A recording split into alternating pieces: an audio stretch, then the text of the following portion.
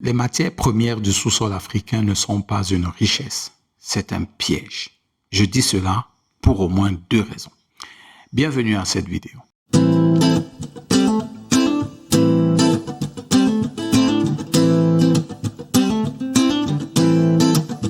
L'Afrique est riche. L'Afrique est le continent le plus riche parce que nous possédons beaucoup de richesses dans notre sol et dans notre sous-sol.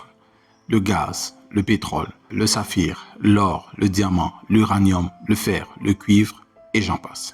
Mais il est une réalité qu'il faut regarder avec froideur et avec beaucoup d'introspection.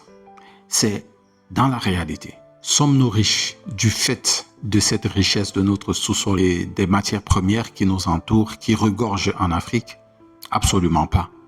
Mais pour ressortir les raisons claires pour lesquelles je peux dire sans risque de me tromper que le sous-sol et les richesses qui sont tapées dans le sous-sol africain sont un piège, nous allons l'examiner au travers d'un livre exceptionnel, très court, qui s'intitule « L'Afrique face à l'économie de la connaissance » du docteur Paul Fokam. Nous devons déconstruire le mythe de la richesse naturelle, parce que ce mythe, il a été implanté avec intelligence et avec beaucoup de sagesse. Pas par vous, pas par nous particulièrement, mais par des personnes qui veulent en profiter. Je ne les nomme pas, vous les connaissez. Mais pourquoi est-ce que je peux dire, bien que ce soit un fait, que vous le voyez, que ce sous-sol est riche, c'est néanmoins un piège? On va examiner 2 raisons pour cela. Et la première raison, vous le savez, elle est abordée tout le temps dans les médias, dans les vidéos, sur YouTube et partout. Et cette raison, c'est l'erreur que beaucoup de nations font, beaucoup de nations africaines bien sûr, font de baser leur modèle économique sur l'extraction du pétrole, de l'or, du cacao et de ses matières premières. Pourquoi? Parce que dans ce livre magnifique, le docteur Paul Fokam, dont j'ai déjà fait une ou 2 vidéos dans cette chaîne, elles vont s'afficher quelque part, vous pouvez aller les regarder. Le docteur Paul Fokam explique dans son livre que le marché mondial est oligopsone. Qu'est-ce que ça veut dire oligopsone? Ça veut simplement dire que les vendeurs de la matière première africaine sont nombreux et les acheteurs, qui sont généralement des occidentaux, sont peu nombreux et à cause de cela, ils forment un cartel qui fixe le prix. Et donc, ils ont beau vous faire croire que vous êtes riche, vous avez de la matière première, ils le font croire pour une raison très simple, pour que vous puissiez extraire ces matières premières et les leur donner. Déjà, ça c'est le premier point qu'il faut voir.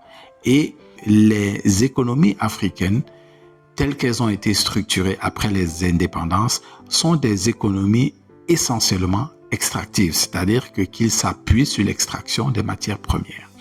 Mais voici ce que le docteur Fokam dit à la page 59 de son livre. L'économie des matières premières, telle qu'elle est structurée actuellement en Afrique, ne soutiendra jamais l'essor de ce continent. Pourquoi est-ce que le docteur Fokam peut faire une affirmation aussi brutale? En 2021, parmi les 32 pays ayant un indice de développement humain faible, 29 d'entre eux étaient dépendants des exportations des matières premières à environ 80%. C'est énorme. Nous devons donc prendre la conscience que dans la réalité, les matières premières de notre sol sont donc un piège pour nous, mais à l'avantage de ceux qui profitent de cela. Mais ils profitent de cela dans un deuxième sens, parce que le premier sens, comme je l'ai dit tout à l'heure, c'est de l'extraire pour la leur donner. Mais il y a une autre façon, ils peuvent la prendre officiellement, c'est-à-dire à travers des contrats miniers qu'on a signés ensemble, mais une grande partie aussi sort de façon illégale. D'ailleurs, on a la preuve de l'or dans tous les pays africains qui sort de façon illégale et c'est absolument connu, il est blanchi en Suisse et aux Émirats Arabes Unis comme si de rien n'était. Voilà la première facette du piège dont je voulais parler tout à l'heure. Le deuxième élément de ce piège, c'est que ces matières premières, n'oublions pas que cela alimente un autre pan de l'économie mondiale, la guerre. Et cela structure donc les organismes terroristes, la guerre dans l'AES aujourd'hui, dans tout ce qui est le Sahel, ensuite à la RDC, ces matières premières sont une source d'instabilité pour les pays africains. Un troisième élément, c'est de regarder la structuration de l'économie, la maîtrise de la chaîne de valeur dans le monde entier. Et pour cela, on va prendre un exemple que prend d'ailleurs le docteur Fokam dans son livre. On va prendre l'exemple du cacao. La Côte d'Ivoire et le Ghana produisent 60% de la matière première dont on a besoin dans le monde entier pour le cacao. Mais malheureusement, dans les revenus de ce même cacao, le Ghana et la Côte d'Ivoire touchent moins de 10%, exactement 7,5% de la valeur globale.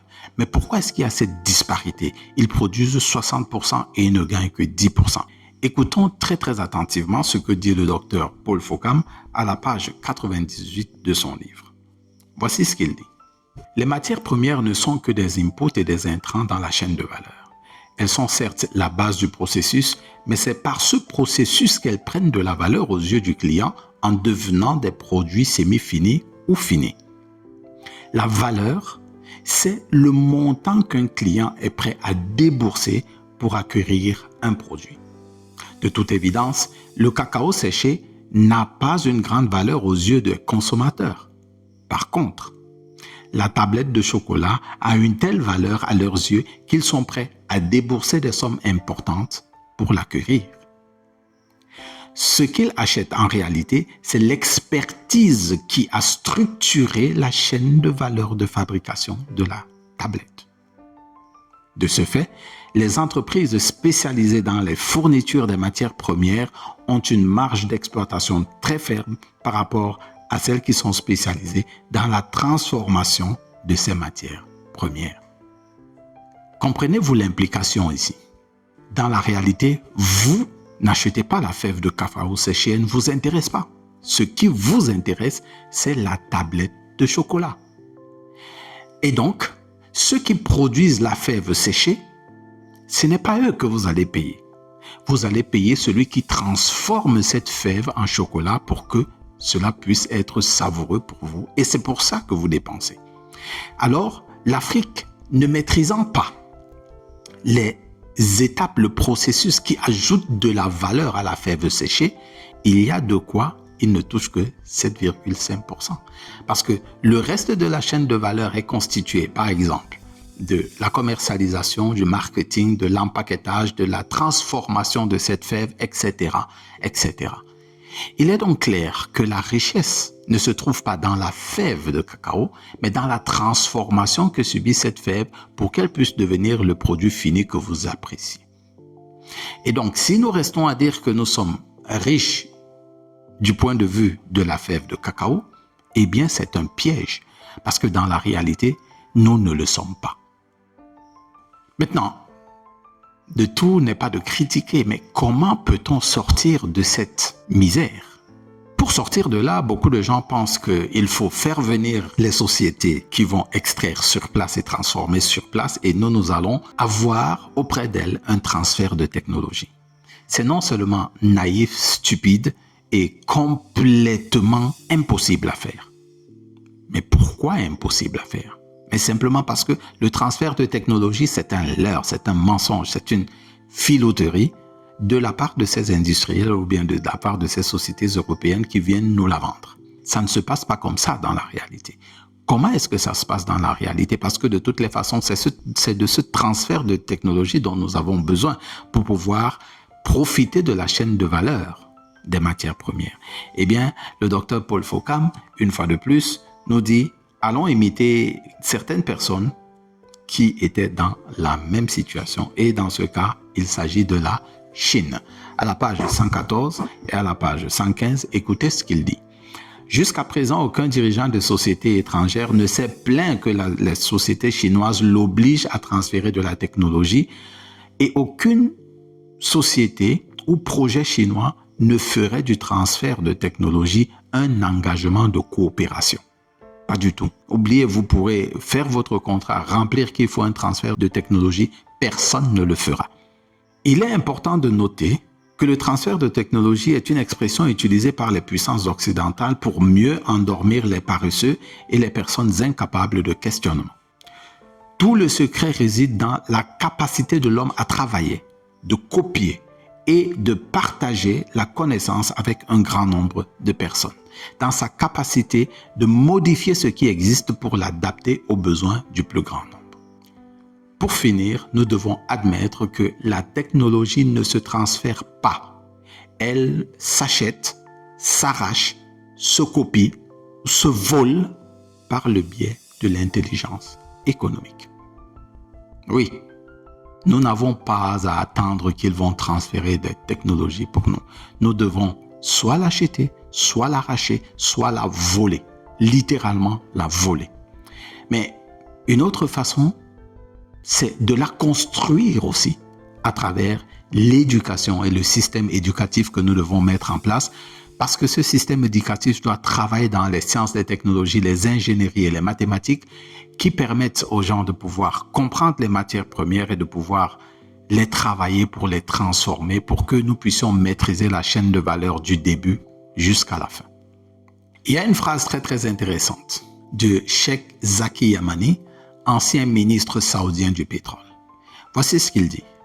L'âge de la pierre n'a pas pris fin par manque de pierre, et l'âge du pétrole ne prendra pas fin par manque de pétrole. En effet, l'âge du pétrole ne va pas prendre fin par manque de pétrole. Il y aura toujours de pétrole. La preuve, c'est qu'il y a de la pierre autour de nous, mais l'âge de la pierre est passé. Comment donc pouvoir survivre lorsque l'âge de la pierre, du pétrole sera passé? En construisant le système éducatif qui va permettre de rattraper le TGV de l'économie de la connaissance qui est en marche. Parce que dans ce livre, vous découvrirez tellement de points. D'ailleurs, j'ai fait un résumé complet de ce livre. Il est déjà en PDF dans ma boutique, donc vous pouvez aller, cliquer, vous y découvrirez qui est en tête de l'économie de la connaissance, quand est-ce qu'elle a pris naissance, comment est-ce qu'elle est en train de se développer et comment est-ce que vous, à la maison, vous pouvez en profiter pour enseigner à vos enfants qu'est-ce que l'économie de la connaissance, comment la construire et comment en profiter aujourd'hui. Oui, la matière première, nous l'avons dans notre sous-sol, mais c'est de l'énergie potentielle. Exactement comme lorsque vous voyez votre tableau de bord dans votre voiture, vous voyez 280-300 km.